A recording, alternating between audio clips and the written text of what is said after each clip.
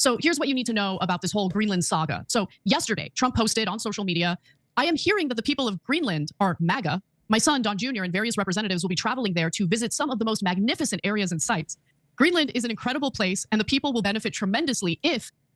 Destiny, I think this is one of the reasons for Trump wanting Greenland, possible trade routes. He did say one reason was to attract the Chinese... I don't understand why you guys are wasting time steelmanning this. We don't need to own Greenland for any of that. They're a U.S. ally. I don't know why you say that. I don't understand what that means.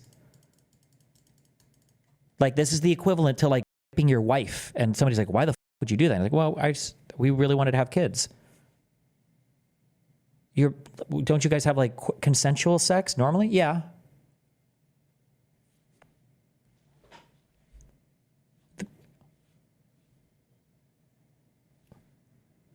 Like, I don't know why you're saying, like, oh, well, the reason is because we're concerned about what happens around Greenland. It's a U.S. ally.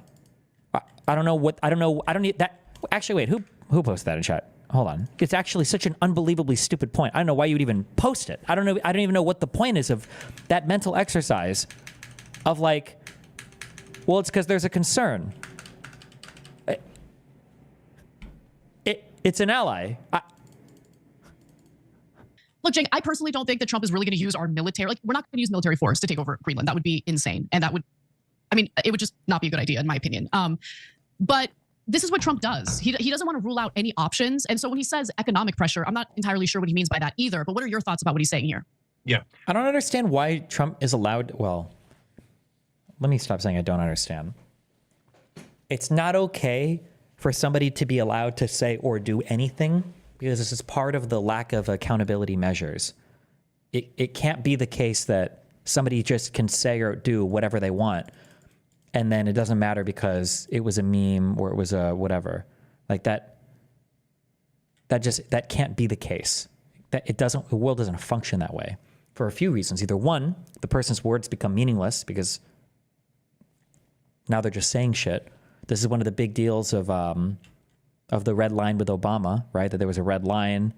I don't even remember what the fuck the red line was for. It was for Syrian chemical weapons attacks, right? And then it happened. He didn't do all about it, and it seriously undermines like U.S. foreign policy. It undermines Obama. It undermines everything. You can't just say random shit all the time. Like, oh, you know, it's just a tactic. What is the tactic?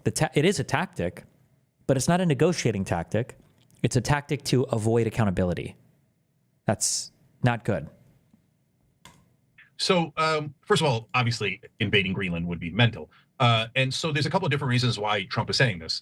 Number one, he loves bluster. He loves it for the sake of bluster, but he also likes it as a negotiating tactic. So there are allies. There are allies. This doesn't make any sense. You don't do this. I don't understand. If Lena was here and I was like, I really want to go out to eat at Applebee's tonight. And she was like, I'm not in the mood. And I'm like, okay, well, I'm going to throw honey out the window. I'm not actually going to do that. That's just a negotiating tactic. Why would I negotiate like that? Why would you do that? Why would you say that? That you can't just like explain using descriptive language and we all just like pretend it's a normal or okay thing. That doesn't make any sense. That's just not an okay thing. Yesterday, I had to replace the brake pads on my Focus, and they told me I needed new rotors too. And I said I wanted the rotors, but I didn't want to pay extra for it. And when they said, well, I mean, we have to charge you, obviously. I broke out my Glock, and I said that if they didn't do it for free, I was going to kill him and his entire family. But it was just a negotiating tactic. Another issue with this as well, and we can draw historical parallels here, is there's a word for this. There's a word for this. I don't know if it's an official foreign policy word, but I've seen it written. There's a word for this. And the word is brinksmanship, where arguably, without getting all into the history, Israel started off the Six-Day War on June 4th, 5th of 1967 with a surprise attack against Egypt. And a lot of that was probably driven on by the Egyptian leaders' rhetoric about destroying Israel. Now, did he really feel like he could destroy Israel? No, he couldn't, because he just exhausted his entire fucking army fighting some retarded war in Yemen, okay, 60 years ago. Some things never change. But he told his people that he would fuck them up. And the reason why you say these things is because it appeases your population and it allows you to kind of get credit for an action that you're not willing to take. But that's a form of brinksmanship, because the problem with it is nobody knows when you're being serious or not. Nobody knows when you're actually about to do a thing. And so some people might act like they think that there's a higher probability of you doing the thing than there actually is. And that's a problem. And now you've got it to where Trump might say some outlandish, retarded shit, say about like the United Kingdom, and then all of a sudden the UK is like, we just joined BRICS. And it's like, oh, shit. Oh, that's not good. Wait a second. And you can't walk back. You can't, the whole point of brinksmanship is you can't go back from it. You need to have some huge resetting event. Yeah, this is just not good. Police use the threat of force. What's the difference? You expect the police to follow through with the force every time. The police are not using force to negotiate with you. They're using that, well, they kind of are, but you know the force is coming. That's not, the police aren't playing brinksmanship with you. The police are going to shoot and kill you if you don't follow their orders, ultimately. He'll threaten X, Y, and Z, and then try to make a deal. Now, he's almost always bluffing. So at some point, the world's going to figure that out. And then I'm a little afraid what happens when one of his bluffs get called. But this is not a serious one. So like, oh, no. So he even knows, he said it in fewer words, but that's essentially what I'm saying. Yeah, that's not good.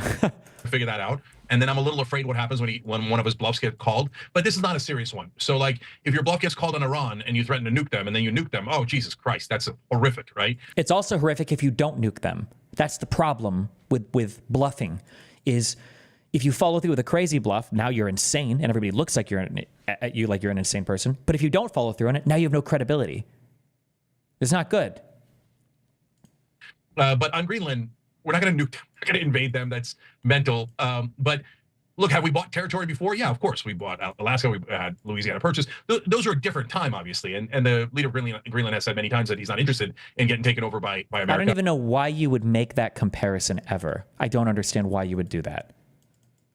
Like, imagine if behind me I had Abba and Preach chained up in my kitchen to, cook food for me. And people are like, what's going on? It's like, I don't know. We've had slavery before and stuff. And yeah, it was a different time. But like, why would you even, like, what is the thought process in your mind to chain these words together that...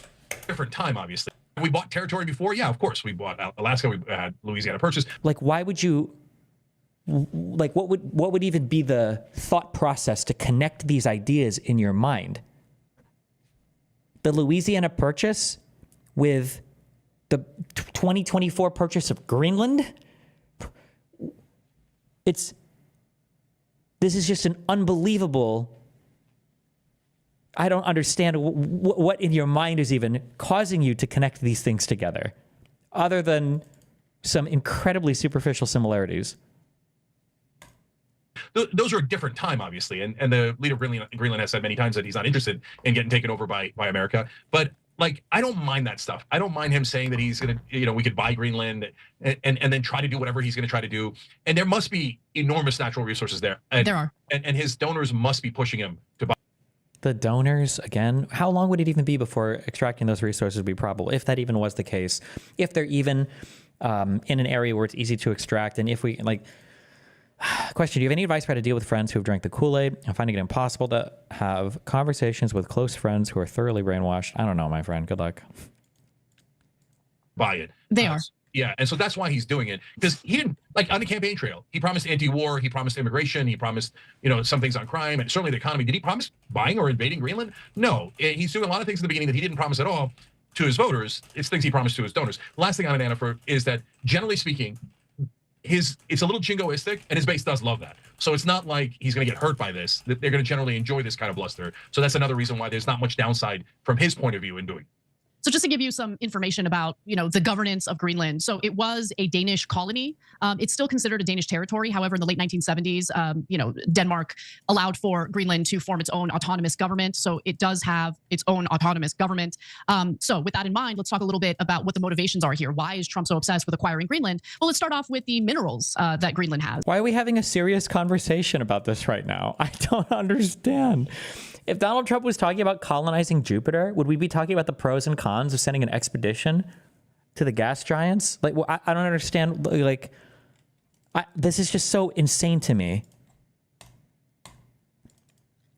Like, I feel like Biden could come out on stage tomorrow and Biden could say, hey, Jack, Israel and Palestine have agreed to a one-state solution, and they've all agreed to live in harmony. I got a signature from every single Muslim, every single Jew, and they're all happy. And I feel like Cenk and Anna would be on live, immediately reacting. Why did this fucking take so long? How many Palestinians had to die for Biden to drag his fucking feet on this fucking peace deal? Why the fuck was it so?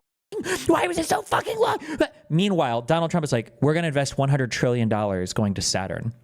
And they're like, it does have really pretty rings.